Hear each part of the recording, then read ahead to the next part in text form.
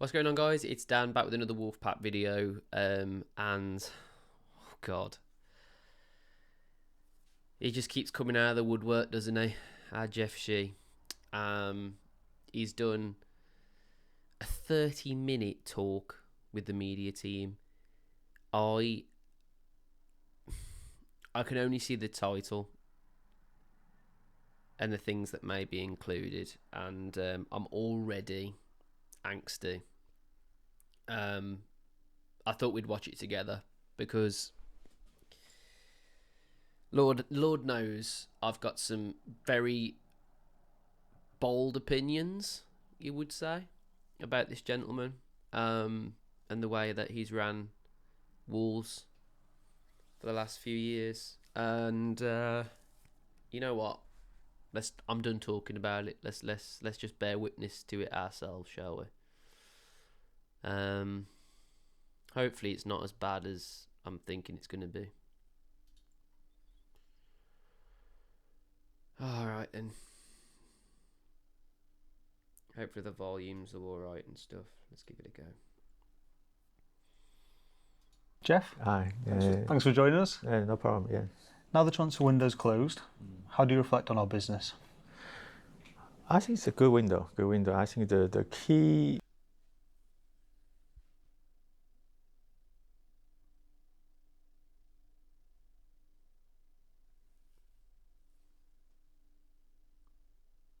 Is that seriously 10 seconds into this video and I'm already annoyed? That's got to be some sort of world record, that has. How the hell has he destroyed this interview in 10 seconds?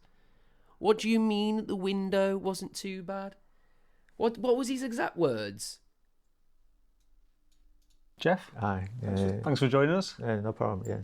Now the transfer window's closed, how do you reflect on our business?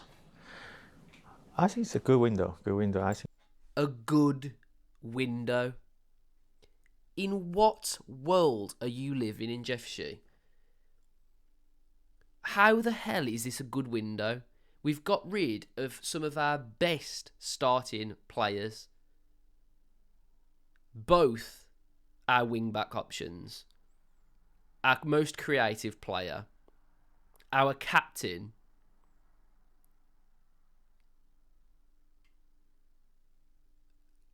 How on earth is this a good window? Because then you're thinking of your incomings, and none of those are Premier League quality players. And midfield is it's bare minimum, like literally like one injury away from relegation, and that's just one area of the pitch. So how he can sit there in those bloody chinos and say to me that this is a good window, that is absolutely ridiculous, mate. That is absolutely ridiculous. If he just came out and went, you know what, there was some bits that, you know, have gone well. You know, we've got some decent players in. But, you know, I wouldn't consider it a good window because we've lost quality. If he'd have said that, honestly wouldn't have even minded. Why is this guy out to gaslight us every goddamn time? Let's just carry on.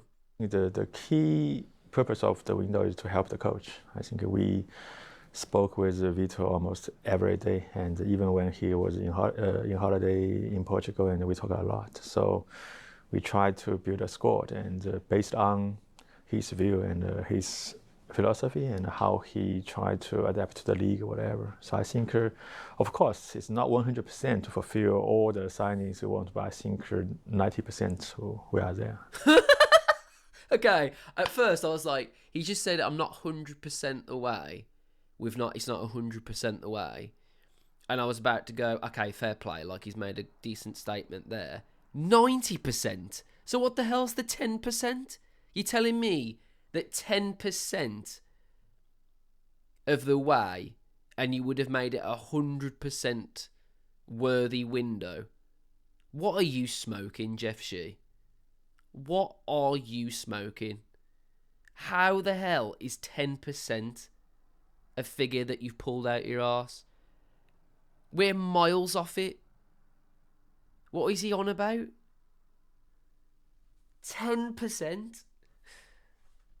Then to fulfill all the signings we want, but I think 90% we are there to help him. Yeah.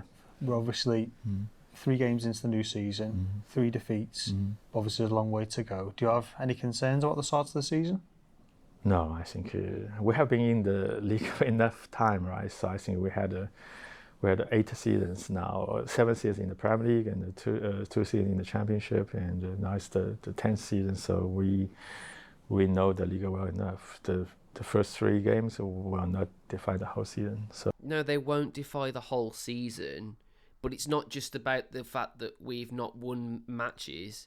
Every other bloody team has, including the teams that have come up. So how are you not worried? How are you not worried? Just be honest. Why can't he just be honest? This is what concerns Wolves fans. Is that at the helm of our club, of which we pay a good amount of money, we've got this clown who cannot speak the truth. Literally, put a lie detector on this guy. Just put a lie detector on him. Because all of it is bullshit so far.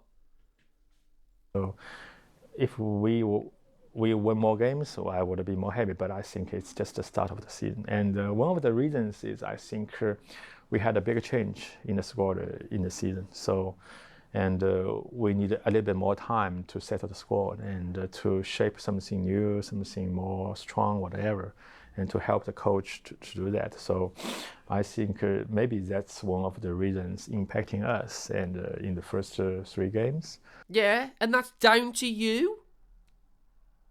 You've literally just said the reason why we aren't doing well is because you've gutted the team of all quality and replaced it with unproven,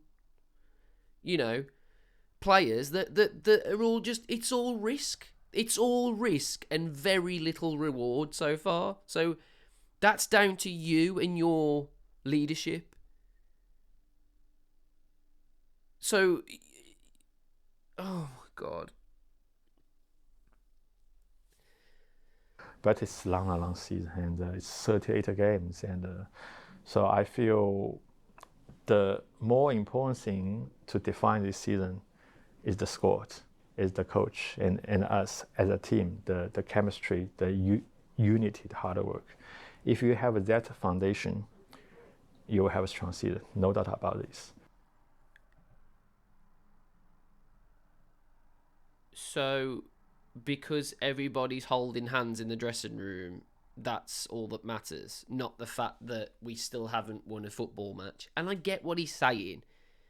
It's early days, and we shouldn't be saying, "Oh, we're going to get relegated," just by the fact that we're losing matches. But it's not just that, Jeff. It's not just the fact that we're losing matches. We've been here before, and you're correct in saying that.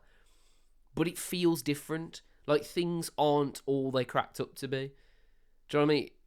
It doesn't seem like any fan is completely 100% confident in any match that we play. So how the hell is the team? If you have that foundation, you will have a strong season, no doubt about this. If you don't have that, maybe you have a doubt. Like the last season, I think in the first half of the season, and the squad, maybe, okay, I can't comment too much, but I think before Vito came and the team chemistry had some problem, and we all know that. So that is the key reason for a very bad first half and in last season. But he's not wrong there. The whole team was absolute shit show because of Gary O'Neill. It was at an all-time low in terms of morale. Like morale was absolutely ridiculously bad. Players were just stealing people's fucking glasses, for Jesus Christ. Yeah, it was bad. yeah. This season, I think that issue is gone. I think we have a strong team spirit and a very committed and team structure and the leaders, whatever. So that's the best plus for the start of the season. When I say about start of the season, I mean at least 10 games, 15 games. So it's not 10, 15 games is not the start of the season, Jeff. 10, 15 games. How the fuck is that the start of the season? The start of the season's now. 10, 15 games, mate. That could be... You could be looking over your shoulder, shitting yourself. You're bottom of the table, 10, 15 games in, and that's the time where you think everyone's going to start waking up. Mate, it's too late then. The hell are you on about? the 3 games.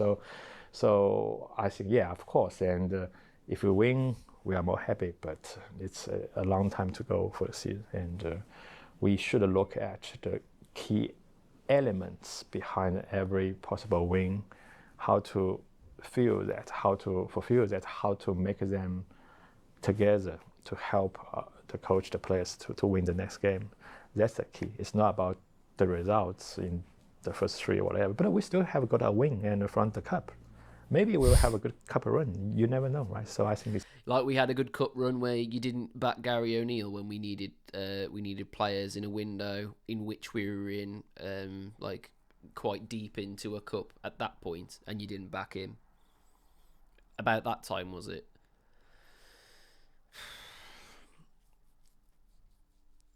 So you think everyone's going to be really, really chuffed with this interview, Jeff, because we managed to win West Ham in a cup game, the second round of a cup game. Don't get me wrong, that was brilliant. You saw my reaction to that; it was fantastic. But there's a bigger picture here. It's also important. So yeah. So that you asked me about the question. I think maybe some fans will think about this, but that's my honest view. And how important was it to both refresh the squad but also make it a financially positive window for the club? Financially, I think it's okay. Just I said it before, and in the last 2 years, we are okay. We are not in a crisis or PSR, whatever. Try to avoid something bad. I think we are okay. So that's good news. Have quite the freedom, and of course, it's nice maybe to have a squad and maybe all the players they are committed and not too many players they are not playing for us still with a high wage or whatever. So we try to streamline the squad a bit. And the thing is, I agree with what they did there, where they got rid of the higher earners that didn't want to be here. I completely get that. That just makes sense business wise. So I don't disagree with him there. But the focus of this window is not about finance. It's about how to build a squad to compete in the league. Yeah. By not buying any midfielders. This is what I mean. His whole argument is that this season is key to helping the manager and whatever, yeah? But you're not helping anybody by not filling that midfield. Am I wrong?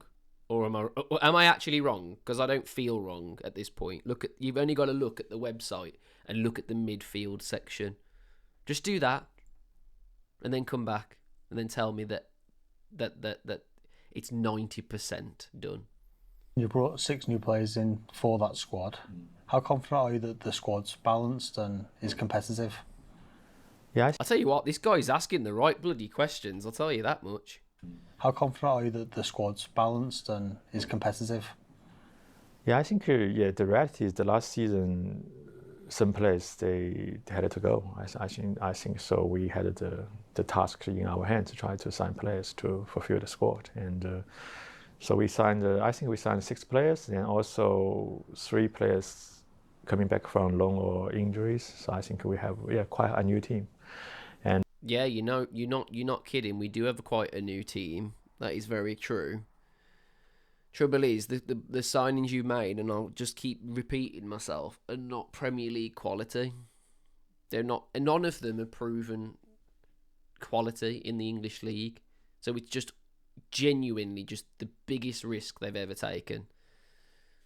But I'm happy because all the players they came and they were very committed to the team, and Vito liked them all. So I think they will all play a key role in the squad for this season. I hope so. Yeah, you mentioned Vito there. If we think back to the start of the summer, how open were the conversations between you and him?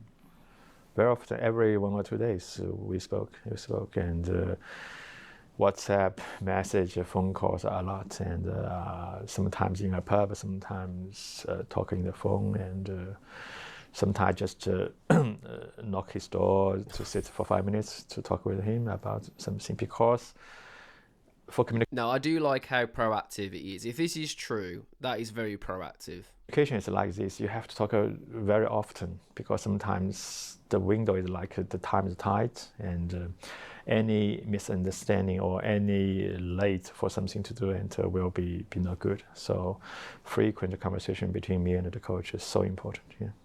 And as the summer progressed, how closely did your plans align, yours and Vito's? I think for Vito, you have to ask him. So yeah, but for me, I think it's not perfect, but we finished. Okay, majority. he said not perfect, which I do like. This is the thing. If Jeff came out and literally just went, not everything's great, I'm not going to lie to you. Like, here are the good things and here are the bad things. I would love that.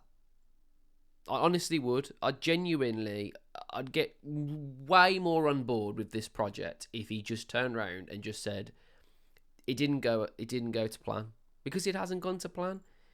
You cannot tell me 90% of this plan is complete. In what way? We didn't even get the players that Vitor wanted. We got the seconds to thirds to fourth to fifths down the pecking order. And I know that's not Wolves' fault and whatever, but I'm not trying to say that it was possible to have a very good window. But just say it wasn't a good window then. Do you know what I mean? Just say the things that we know. We're not fucking stupid. For me, I think it's not perfect, but we finished majority of the job, and we have scored, and with the right size and right commitment, and I believe all the players they are ready to go to gear up to fight for the season. Yeah. You think that the players that have come in are ready to go? In the fact that they can put on their own shoes and run. Like, they're not proven. You can't say that. I hope you're right. But I don't believe it. That's impossible. I believe all the players they are ready to go to gear up to fight for the season. Yeah. One of those players that left was Matheus Cunha. Was that always a plan that there would be big departures across the summer?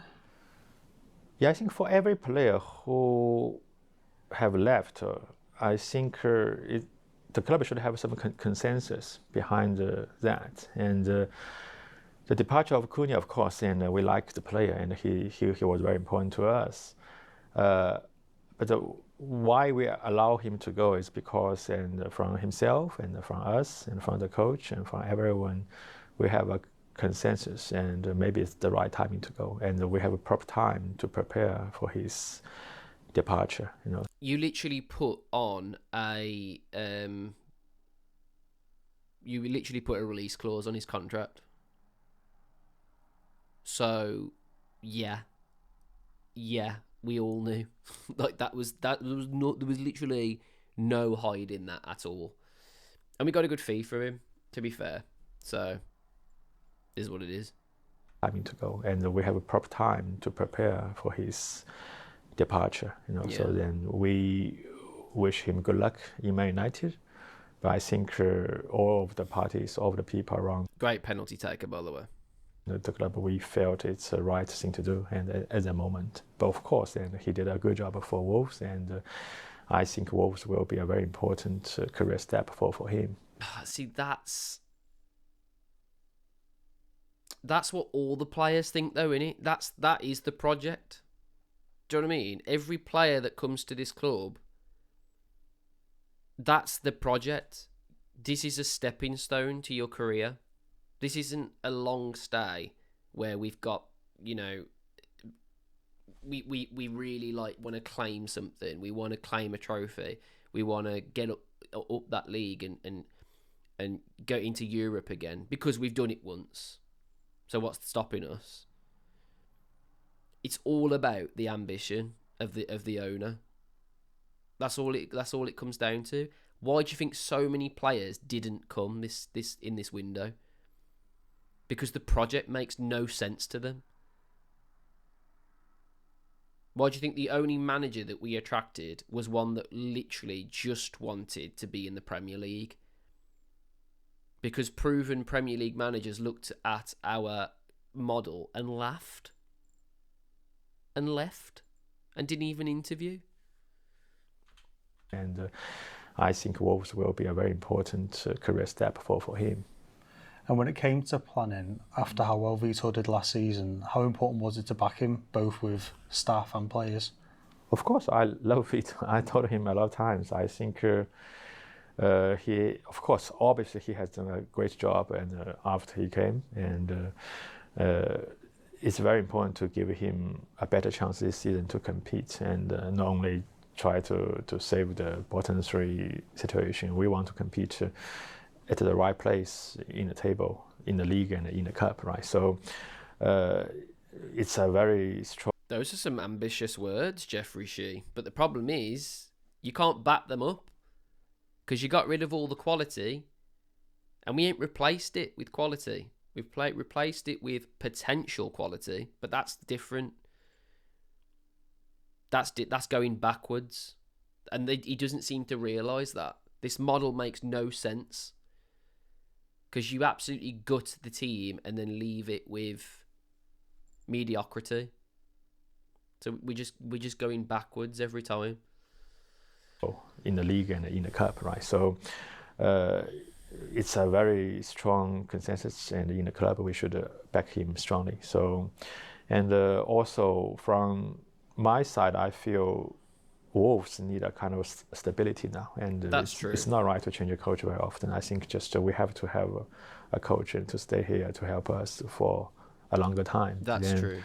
And I think every coach needs time, and every coach needs the jigsaws to be made, to be filled, whatever. So, and we should give the coach enough time, and we should give him the players he needs then to help prepare the season. So that's what we try to do in the window. Yeah, you tried to do. Yeah, that's absolutely true. You tried to do it, but failed miserably. But yet we're 90% through, apparently, according to what he says. 90% ready. Ugh.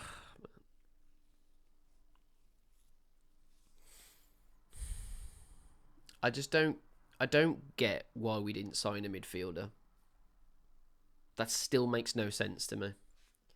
You literally get rid of all your midfielders, leave yourself with 2 midfielders, 3 with Bellegarde, and then literally just what?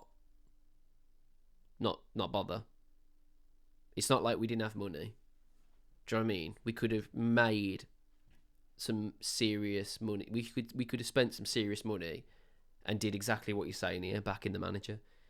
Because to some extent, yeah, you did back the manager, but you didn't. There are so many key areas that we're going to struggle in, and you've ultimately left him in that predicament. Simple as that. Another player, first team player that left, was Rayan Ait-Nouri. Given his experience, his output here in the Premier League, is it possible that the club could have negotiated maybe a bit better deal, given that Manchester City were in a rush before the Club World Cup? Yes. Yeah, I think for Rayan, Yes. Of course, and we signed him 5 years ago. I remember, and he was a very young boy and not playing too much. After 2, 3, 4, 5 years, and he became a very good player in the league. So first, I want to say we were very happy about his growth and development. True. For his leaving, I think if we talk about the price, I think it's the right price, and because he has 2 years left, and he told us very clearly maybe it's the timing for him to. He's one of the best left backs in the league, and you've left us with nothing. And you think that was the right price for Man City, by the way, who would spend. I don't agree with that. I don't agree with that at all. You should have got more money for Rayan Ait-Nouri. 100% you should have done. This guy was pulling up trees in the league. Like, it's not like, you know, it's a player that wasn't doing well at the club.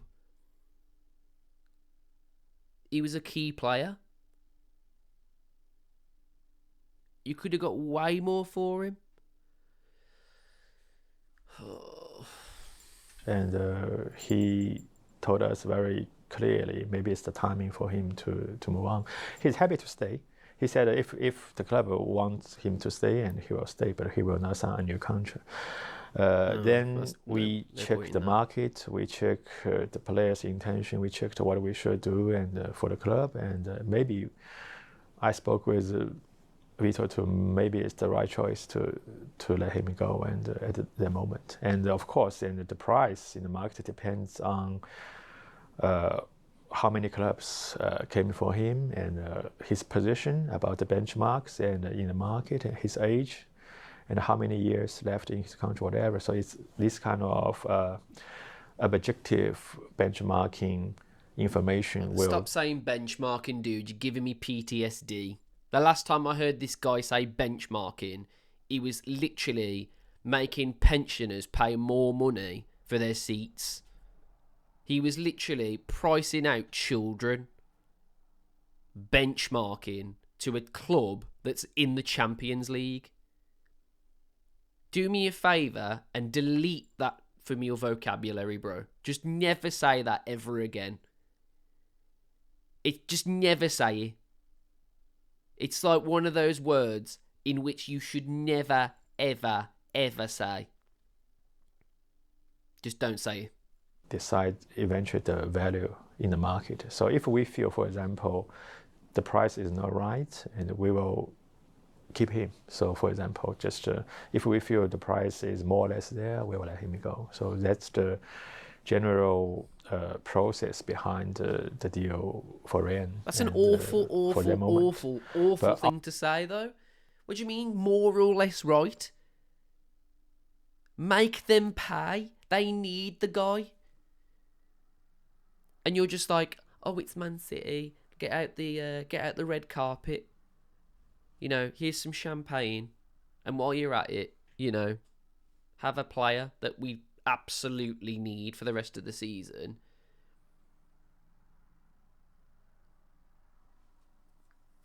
Oh, this is difficult. I'm not gonna lie. Ultimately, and Man City came and for a price, and also based on our observation, judgment, maybe they will not give us a better price, but we felt the price was okay, and I think more or less reflecting the market value. And why wouldn't they give you a better price though, Jeff? Because they know we're soft. We've got a soft underbelly, and we are just ripe for the picking. And it's all down to idiots like you, who is just like, yeah, it's fine. Yeah, what was the price? Yeah, no problem. Like, we're not playing Football Manager anymore, dude. These are players that were key to how we played football. We used our wing backs in every single attack. You left us with none. Yes, you replaced them, but again, I will repeat it, with quality that we don't know is good enough yet. So we let him go. So that's, of course, if the price is too low, whatever, we will not let him go. So just that's, I think for Rayan, it's a kind of typical respect both club and the players, but find the value in the market. And if we feel right, do it. If we don't feel right, don't do it.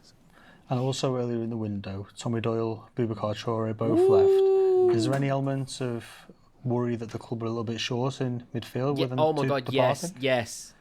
Yeah, Bouba and Tommy, they need a game time. I think I remember, of course, I spoke with Vito a lot about, and also spoke with Domenico and Matt. Bouba needs game time because he had some injuries in the last 2 or 3 seasons, not playing too much, and we feel at this age, and Bouba needs to play a lot, and he liked to go to France, go to the club he came from. I think it's good for him to have a consistent time to play there, and it's important. It's important. Sometimes you can't keep a player here, but not playing too much. And yeah, but you say not playing too much. We've got no midfield, so surely the player would be on the bench thinking, well, he's going to have to sub. He's going to sub me at some point because there's no one else to bring on. You're playing Bellegarde out of position. The other real factor here, and the one that no one seems to be talking about, is we're playing 2 of the exact same style midfield. We're playing a double pivot with nothing in front. So we're literally being the Manchester United. We are literally Ruben Amorim football right now, without the players.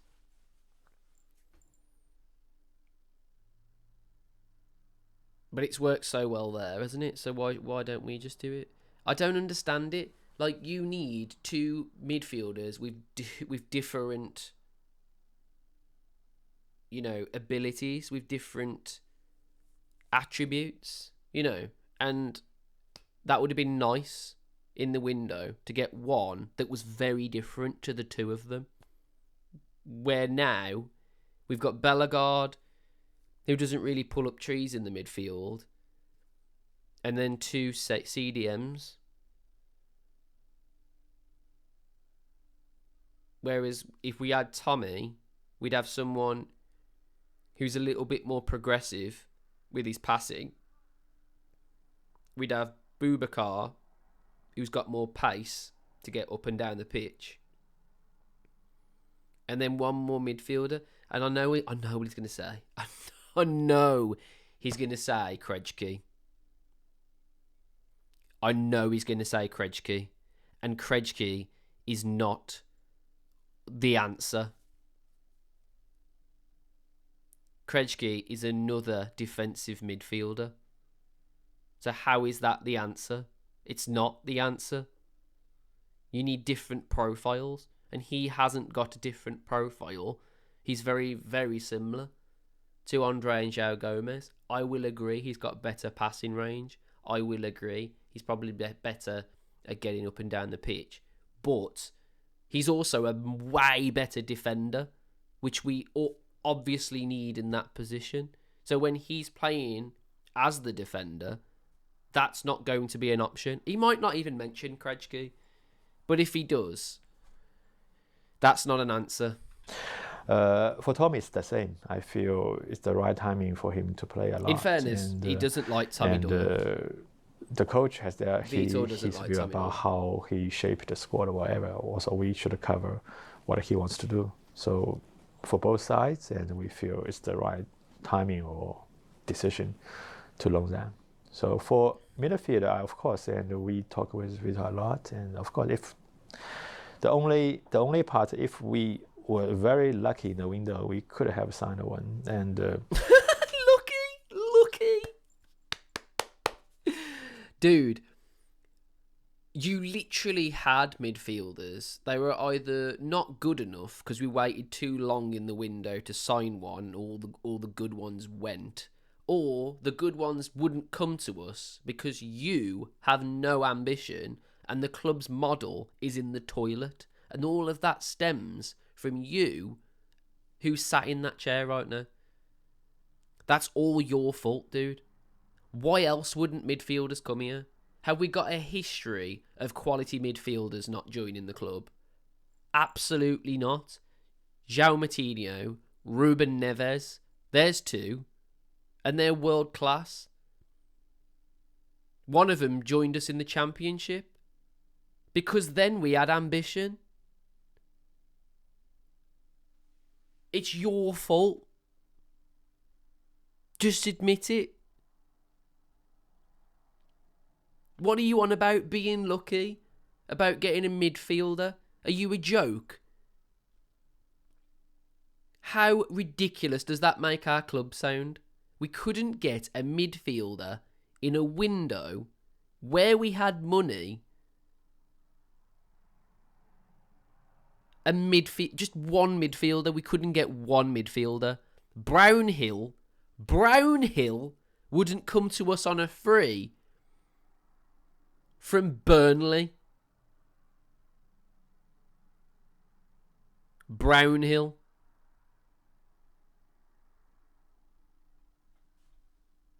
I don't think it's about luck somehow. I think it's about something very different. But on this part, maybe we miss a little bit luck in the window, because it's not only about us. And also, Vito has high demand on the quality of the midfield. It's not like we sign someone for the sake of that. I get that. Look, I get that Vitor is a little bit high maintenance when it comes to signings. I do get that. And that must be quite difficult if you're showing him midfielders and he's just like turning his nose up. I get that as well. But you're telling me there's no one of quality in the transfer window that you could bring in? There's so many. Even leagues below us. Like, I get that, you know, it's kind of hypocritical for me to say non-proven players are who we needed, and I'm already asking for another one from in midfield. But it's also about depth more than anything now. Like, we've got zero amounts of depth in the midfield, and teams are gonna push us on that. We've got two very hot-headed Brazilians in the midfield who get cards on a daily basis. What's going to happen then? And also, but we have coverage for that position. So why we signed the Creature or whatever? So they are the coverage. So you lying little man, you lying sack of shit.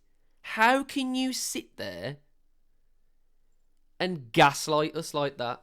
How can you say on an interview where you know everybody's going to watch, who has access to your database on the website that this is on, that says we have 4 midfielders?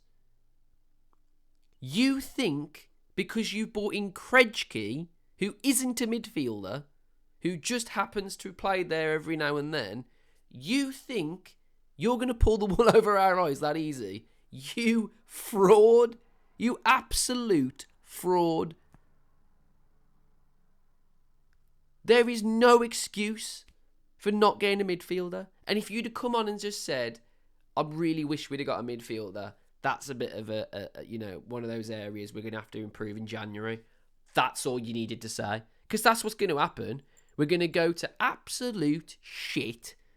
All right? All the way up until January. And then magically, we're going to absolutely pull out a player we should have signed then. And we're going to be thinking, what if? What if? Every season happens the same.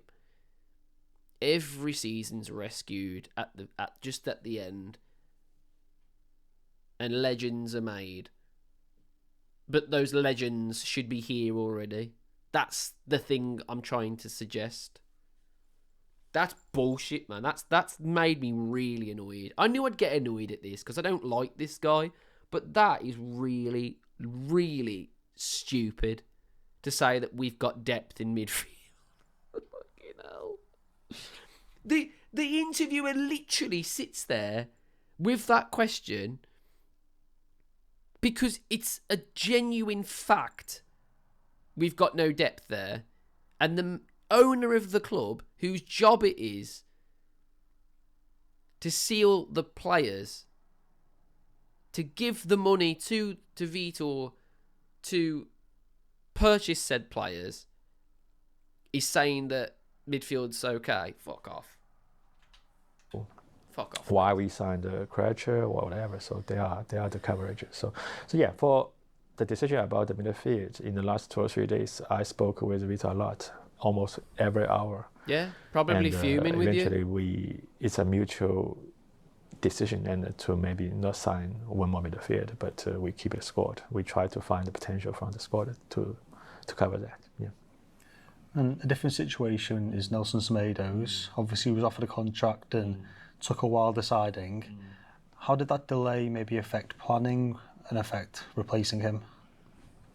I think internally we knew Nelson would leave. So of course, and to respect a captain who has been here for a long time, so we offered a new contract to him. And but even when we offered that, we knew 70% whatever he would leave. This guy pulls figures out his rectum. Honestly, this guy literally pulls numbers out like he's Carol fucking Vorderman. He just pulls them out. What? Where have you got that figure? 70%. You're 70% sure your captain and chosen right back is leaving, yet you left it how long to replace him? Fuck off.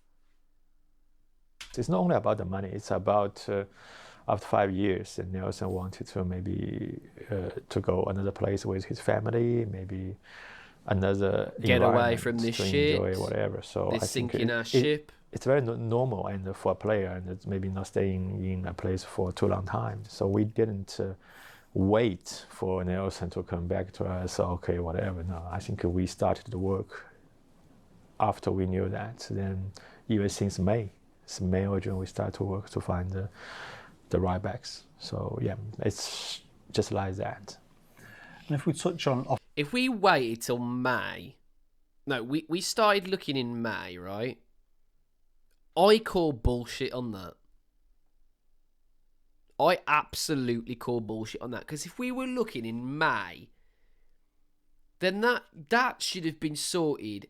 That should have been the first signing. And yet Fer Lopez was the first signing. How did it take so long for that signing then?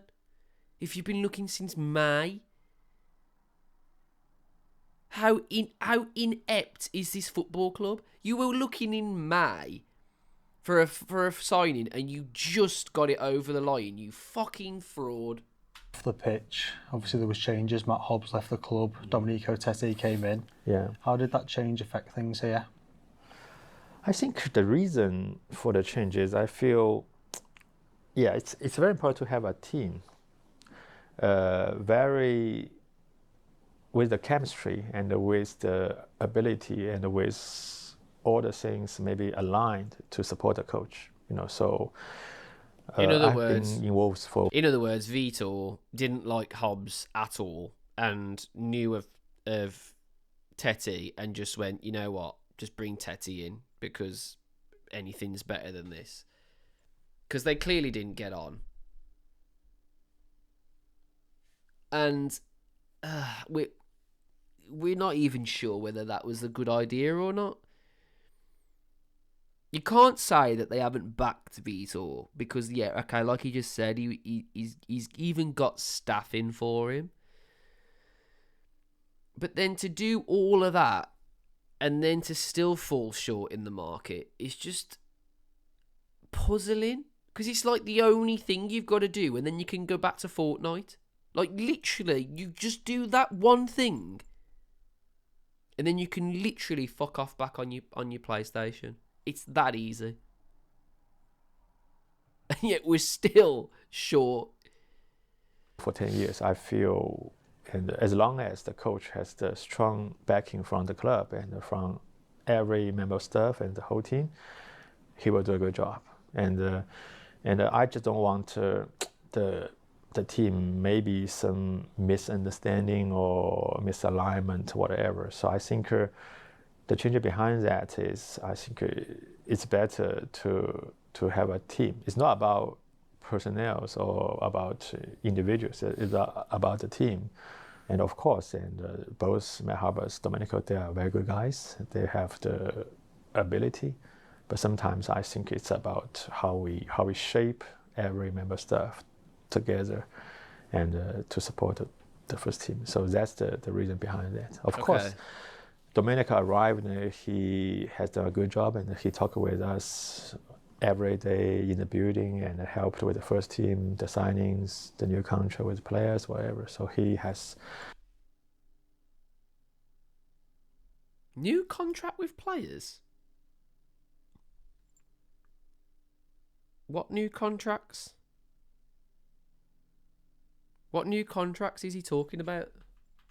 Has done a good job and he talked with us every day in the building and helped with the first team, the signings, the new contract with players, whatever. What contracts of players? New signings, new contracts with players.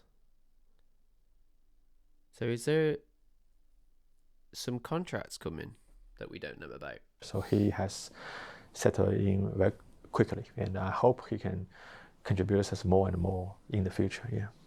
Yeah, how was the mechanism when it came to transfers involving yourself, Domenico, Matt Jackson, Vitor and the recruitment team? How did they all work together, all the parties? It's a teamwork. I think, of course, Vitor has the final say on players because all the players we signed is trying to support him. And that's good.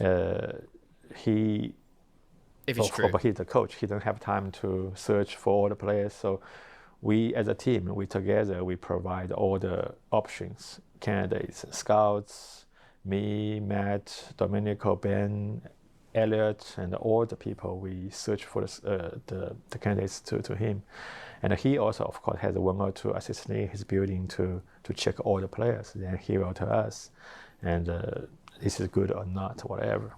And sometimes I will push him because Vitor, now I know you're so busy, but now it's the timing to make a decision to go or not. So sometimes I just try to call him at a very late night or whatever to push. So, but we work very well. I think the mechanism is try all the people have different roles, but we work together as a team to give Vitor the information and with the time limit and let him understand what time he should make a decision for whatever. So then eventually to give him the support and the results around all the signings. Yeah, how important is it to work that way? And a lot of that was quite positive, to be fair. I like the fact if it's true, again, because he's a compulsive liar, but if it is true that Vitor has the final say on the players, at least we know that's going to be on the manager then if it goes to shit. Like, if those players fail, into some regard, if those players aren't good enough, then it does come down on the manager as well. But is that just him trying to back himself? Do you know what I mean? Is that like an insurance policy, like saying, well, in an interview, I did say this, blah blah blah. Oh, I don't know, man. It's too much fucking. I need to know. I need to have this exact same interview, but with Vitor, and I want the same ish questions. Because if they don't match up, then it's the old-fashioned way of telling someone who's a liar, innit? Do you know what I mean? Like putting 2 people in the room and asking them the same questions and trying to make sure that they get the same answers. Then again, they're all probably fucking written down and they already know the answers anyway. They're probably all rehearsed. You know what I mean? We're thinking that he's pulling these questions out his arse. He's probably got a bloody teleprompter behind him. Have the head coach absolutely sure of every signing? I believe in Wolves as the coach, and it is important because he works with all the players every day. He knows the league. He is competing at the front line.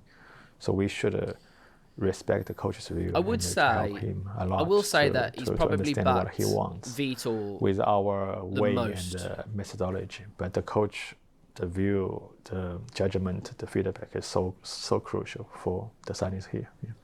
Yeah, and when it comes to players that are coming in, how important is it to both buy players that are ready to go in the Premier League, but then also maybe protect the club for the future? It's the same. So if you can play in the Premier League, we are protecting the club for the future. And I think all the signings we made should be okay to play in the Premier League. Otherwise, if you need 1 year, why are we signing you? Right? So I think, of course, and some of them may need 2 weeks, some of them may need 2 months. We never know. But for the Premier League, That's a bold statement, guys. I'd clip that if I were you, because that's a bold statement saying that these guys in 2 weeks to 2 months are going to be ready as Premier League footballers. That's a bold statement, mate. the first thing is to shape a squad to compete immediately in the league for the coming season. Of course, But leave out your midfield completely. maybe the first 2 or 3 weeks, not there yet, but at least 2 or 3 months, and I think gradually, alongside with the development of the season, you have to. But do we have 2 months? Do we have 2 months? I'm not so sure. Everyone has to be ready. Then it's a nice to have if you have young players and they will grow more, whatever. So like Phil Lopez, whatever, they are young players. Yeah. But they are young doesn't mean they can't play now. They can play now. But it's a I will plus. agree. If you are young, but you can play now, it's a plus. But I will agree Fer Lopez is doing very well. it's not like we sign young players only for the next 2 or 3 years. Never. And the changes have seen a lot of Premier League experience leave the club, and obviously none of the players that arrived have played in the Premier League yet. Was that a deliberate tactic, maybe to shop in different markets? I don't think so. Of course, and maybe if you ask Matt, Domenico, Vito, they have their own views maybe in future. But if you ask me, I think, people may think someone who has played in the Premier League maybe more quick to adapt to the league. But Well, yeah, because he's already done it. That's like saying you're after someone in a job, right? 9 times out of 10, if someone comes with you and says, "I've already done this," then you're gonna hire them over someone who says that they have never done it. Do you know what I mean? Because they're more qualified. So you should be looking at least for 1 or 2 Premier League quality players to bed into the system, to give you some, confidence, to give you some sort of leadership, to give you something. We've got no leadership and very little Premier League experience. Very little. That's a worry. I have seen a lot of case studies, some of them from other countries. They also be very quick to play very well. It depends and about the player's personality, profile, and how suitable for our tactics and how much chemistry he can get from the coach or the teammates, whatever. So all the elements will impact how fast or how effective he can be suiting for the team. We have a lot of players. To be honest, in the history of Wolves, we signed a lot of players from foreign countries. Yeah. That's true. The famous Ruben Neves were from Portugal to the championship directly, and people said, "Oh, it's windy, raining every Tuesday, whatever." But they play well. No, it's because he came here because there was a project then. The project was, we're going to get into the Premier League and we are going to make things happen. We are going to invest in the stadium. We are going to, buy your Nelson Semedos. We are going to buy players that are in teams that shouldn't even, we could only dream of purchasing. And that was the project. But for a long time now, we're literally buying players that you've got to Google. Do you know what I mean? I didn't have to Google Rui Patricio. I didn't have to Google Ruben Neves. And that was in the Championship. I knew he was a baller because he played for Porto and got a captain. He was captain for Porto. So, you know these players when they're coming in.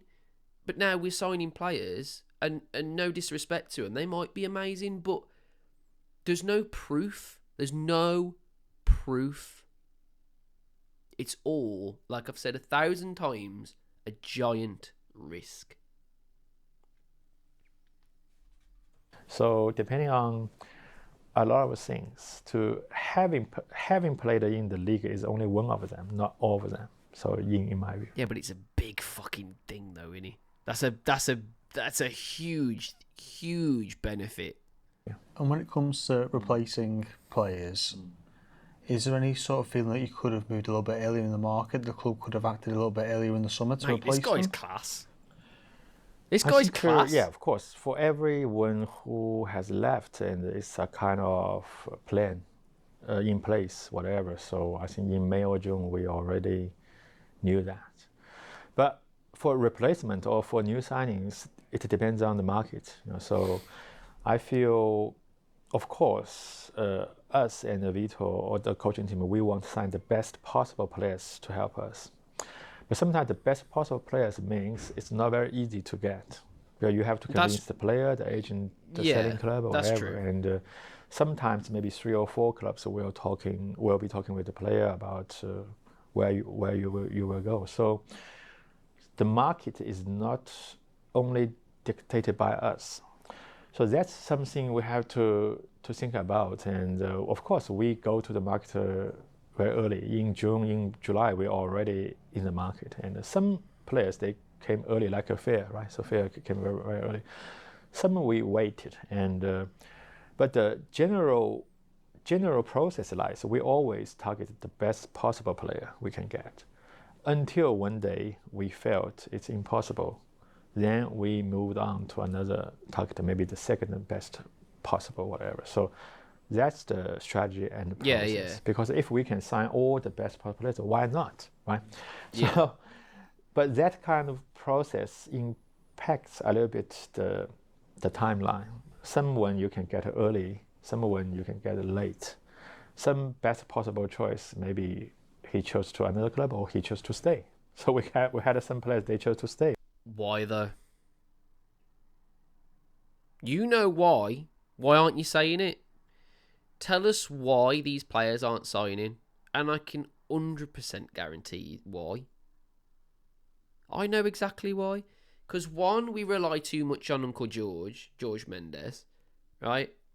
Who apparently is very hard and spiky. He's quite a spiky character. So sometimes he rubs up players the wrong way, aka Uchi. And then the other really massive issue is that this club, for a long time, we could get the players we wanted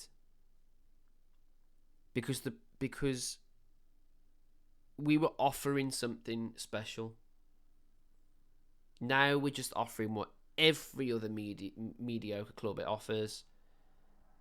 Literally just a stepping stone in your career. Put Premier League on your CV. That's it.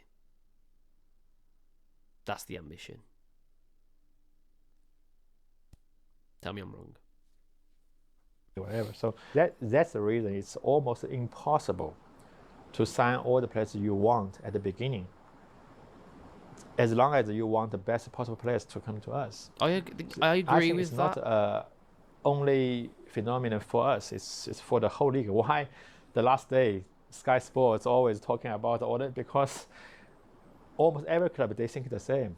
So and also then the market is like defined by all the clubs in the world.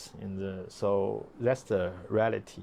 But we are used to this, and we have been in the league for a long time. So we know how we do the things. So some early, some late. So that's the reason. Of course, from Vito's side, he always wants all the players in place before the first week in July, right? So yeah.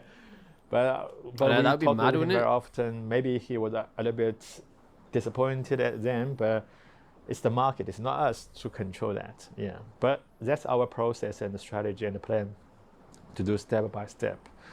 So finally, ultimately, I can say, and in the last day, and maybe 90% we have finished our job. So that's my feeling and about this season. Why early, why late, whatever. Yeah. Yeah, if we focus on the 6 new Yeah. arrivals that did join the club, Yeah. how confident are you that they could be a success here at Wolves? I think we are very happy about the new players. I think they gave us a lot of new things, So I think it's not fair or not right to compare always with the new players with the old players.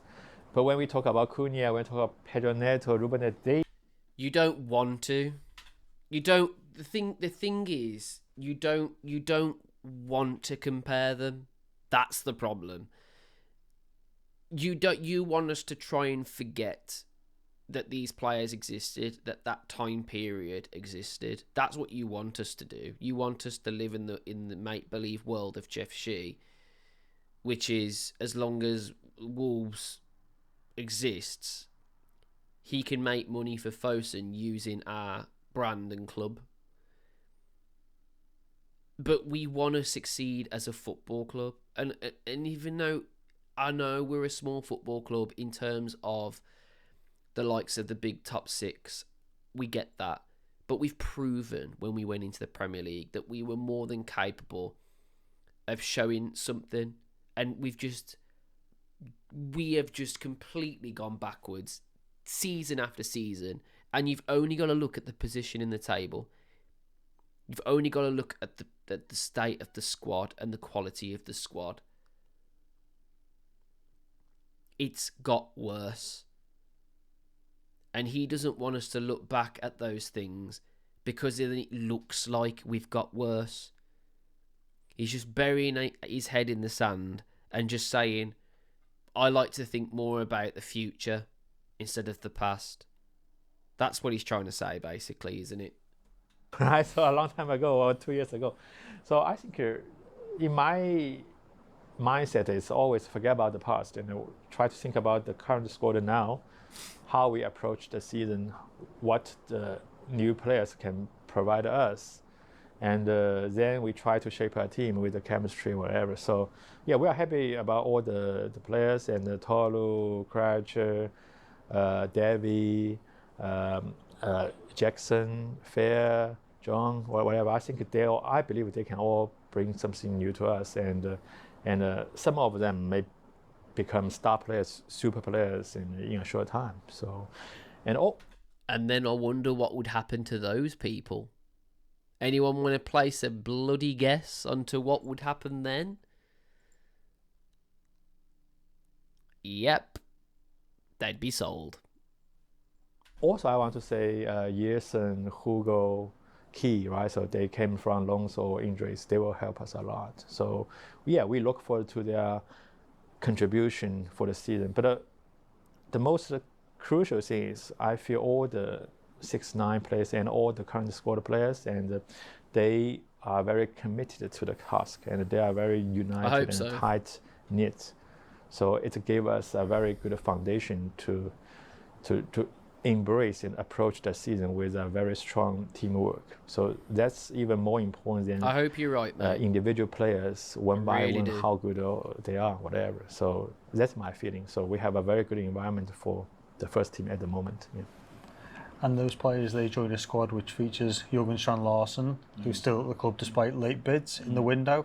How important was it to keep him here at Wolves? Yeah, I think Jürgen is one of the most important players in the squad, and in last season, of course, but also in the season for sure. And he can be better, of course. And he scored 14 goals. I hope he can score 20 goals this season. So it's very important to keep him here. And also, we had a very good conversation with him, and I suppose, and after the window shut, and he will come back from some small injuries, and I think he's going to get a new contract. I think that's what he was alluding to earlier about new player contracts. I think he'll get a new contract because his wages are dreadful for the level of player we're requiring. We're begging him to score goals now. That's our whole ethos. Then he will be ready again, and I am sure he will score a lot in the season, and with our support and the teamwork, and hopefully he can improve to be the top striker in the league and in the world, and also to help the team to achieve something special in this season. And was his Another very ambitious statement there, Jeff. Achieving something special. Avoiding relegation much? That would probably be the only thing that he's probably referring to there. sale never considered in this window? No, never consider to sell him in the window. Yeah. And how confident are you that he's the right personality to move on and get back to business straight away? Jürgen is a very good boy. Maybe you know him, right? So a very good boy, very honest, and also very generous, and he's a teamwork for sure. So I have no doubt about him. We did miss him sometimes against maybe the market, of course. Everton. Every person has We did some miss him. chance to come in your career, but he is a boy. I believe 100% he will forget about that, then Hope so. get up, then move on, then commit to the team immediately and after the window shuts. So you will see him play and perform very well. Yeah. And one player that did move on, Fabio Silva. Yeah. How do you reflect on that deal? What could have been? Yeah, I love Fabio, of course. I love Fabio, but I think in reality and No, you don't. Yeah, for different reasons, something we can control, something we can't control. Maybe after 4 or 5 years, and it's the right time, let him to go to pursue the next step. And One of Jeff Shi's biggest failures was Fabio Silva, by the way. One of his biggest, ultimate failures was trusting George Mendes to bring in a very young, unproven striker. And you could say the Raul injury kind of tarnished what could have been, because if Raul stayed fit and he just played every now and then, maybe we wouldn't have seen the decline in Fabio Silva as much as we did. But should we have spent that much money on a kid that, let's be honest, showed nothing? And that's why we're worried now, because it's not like we've not been here before, but this is another level. Imagine for a second, right, all the players that we've bought for big sums of 20 to 30 million. Imagine they all turn out to be just as useless as Fabio was. There's no saying whether they will or won't, because there's no proof, and that's what. How many times have I said that in this video? But that's the main key takeaway: is there's no proof in these signings. That's the worry. And even if you make these signings amazing, but you've got to have quality in your team already. You can't replace proven quality with a not unproven quality player. You can't do that. And I'm very happy he had a good season in Spain in last season, and he's a good boy. And so we feel, based on the squad, I think maybe we have other choice to help Vito to fulfill the squad to compete. So maybe the chance has come for him to go. So it's another agreement inside the club for everyone. So then, of course, and Dortmund came to knock the door, and we talked about the sale. It's a good deal in the end. We found the right price and the right way. So, but it's frustrating how much of a failure you were pleased with how the for negotiation went? Yeah, of course, yeah. Brilliant. And obviously, we've mentioned them already, but Nelson Semedo, Pablo Sarabia, Mateus Cunha, Gonzalo Guedes, their money going off the wage bill. How healthy does that leave the squad and the club for the future? Yeah. Like I said before, I think financial reasons are not key to our decision making, of course, and it's a plus. But for every player, when they left, and I think it's more about sporting reasons and also about some kind of general consensus. It's the timing to go. So then we look at the financials. It's good or bad or whatever.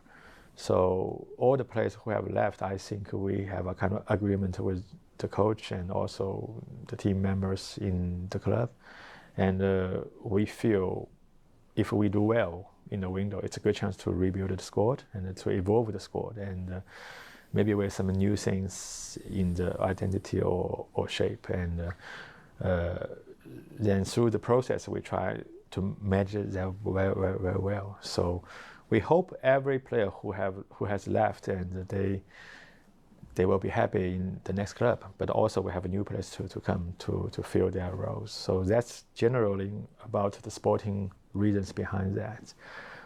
Financial reasons are a small part of that, but not the main reason. Yeah.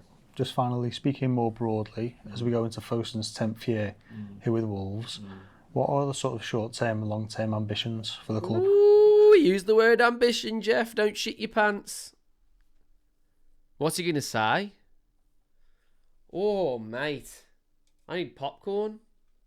I think we want to competing. We want to compete in the league, and we want to be strong. And if we can go back to Europe again, and we want, so of course. And I think last season Palace won the FA Cup, and I think we should try to learn from them. So back in Europe and some cup trophies, maybe it's what we should try to think about to play. Of course. Whoa, he's gone back on his little words, hasn't he? He has completely U-turned from what he said in one of his other interviews. Oh God, I really wish I could trust him. I really do. Because if that was the case, and the genuine Fosun's ambition is for us to get back into Europe and win trophies, that's all we've ever fucking wanted. That's all every football fan requires. But I just give me proof. Give me proof. And I'll back you again, and the songs will come back out again about Jeff Shi going to Spain. You know, all these really great songs that we made about you, Jeff and Fosun. You know, they're all fucking dead now. And I'd be happy if this giant U-turn it does exist. But I just don't see how it exists. I just don't. I really want to be proven wrong, but I can't see a world in which Wolves are in Europe under Fosun. Just can't see it. Especially a trophy. Because we've been there, we've nearly touched the fucking FA Cup trophy a couple of times, and he's just not backed the club. I don't know. Plus, the league is tough. It's not like you want to do this and you will do it for sure for the season. But for the long term, for the short term, we should prepare something and to challenge that always. So that's what we want to do. And I think it's not right to say 10 years we will, because no one can predict the future of the club, and especially on sports. But you literally did that. You literally said we'd be the next Man City in 10 years. You literally said that. So everything he said before is completely gone full U-turn and backpedal and everything. And to be honest, he kind of needed to do that. He has needed to do that. And I do think him coming out and talking to the Wolves media team is a very, very, very good move. The problem is, some of the things that he said in this have been very bad and very laughable. Saying that we've got midfield depth is bullshit. Saying that you've backed the manager to a point where you think it's a 90% figure is bollocks. Saying the fact that 2 weeks to 2 months, all of the signings are going to bed in and be Premier League quality players is just ludicrous. And now going back and saying that now you want all these different ambitional targets, I only hope these targets that they're set in, these ambition targets, I'm only hoping they were put to the players that wanted to sign. Because I've just got a really bad feeling that this is just for us. And then for the players that were trying to sign, they were truthful. And just said, like, you know, we're not really one of those teams that strive to win trophies and what have you. We're very much a stepping stone for your career. And not every player's going to want that. Some are going to want that. I looked at the Arakadare latest interview, and he said that it's going to be really good for his career, for a really good move for his career, which i.e. basically means he's looked at other players that have done well and thought, oh, I could do that. Not the thing that we should be thinking, which is, you know, I want to win trophies for the club and everything. I want to be a legend for the club, which he probably, in some regard, he probably did say things like that as well. But I don't know. I just think, like, beyond closed doors, they're telling these players the truth in some regard, and the truth is it's their problem. That's the other thing. That the truth is their problem. They're in control of the truth. And that's always been an issue, really. Inside, our intention is to for every window, every season, to prepare the squad, the coaching team, the management team, all the stuff to be ready to challenge that season for something special. This season is the same. Just we try to do that. So, for example, we won the first Cup game, right? So the second round, Jeff. West Ham. Calm down. For example, maybe it's a small thing, but maybe it's a bigger thing. You never know. So we want to keep strong in every line of the fight, and to see where we can reach for the season. Yes, maybe in the season we will do something even better than the history for Wolves. You never know, right? Yeah. Brilliant. Thanks for joining us, Jeff. Yeah, thank you. I've got to say, the latter part of the interview where he's talking about the ambition and everything, I only hope that's true, because if it is, and they've done a giant U-turn, and this is the start of, you know, them, the penny dropping, as they said, if we'd have made a few more signings in key areas, or if we'd have made some signings that are a little bit more proven, this wouldn't have been the worst window in the world. But it's just the fact that he's coming out and saying it was a good window. It wasn't. It wasn't a good window. It was a fucking disaster. Just because of the outgoings. If the incomings were incomings and we kept some of the players that we got rid of, that wouldn't have been an awful one, because we'd have been strengthening the squad. But we've just weakened the squad and then not replaced that quality. That's the problem. Oh my God, how many fucking times have I actually said that, guys? How many times have I said that? I'm going nuts. Anyway, I'm not convinced with some of the things he said. And the shocking thing is, this isn't live. He literally they could have edited out some of the things that he said, because some of it was idiotic.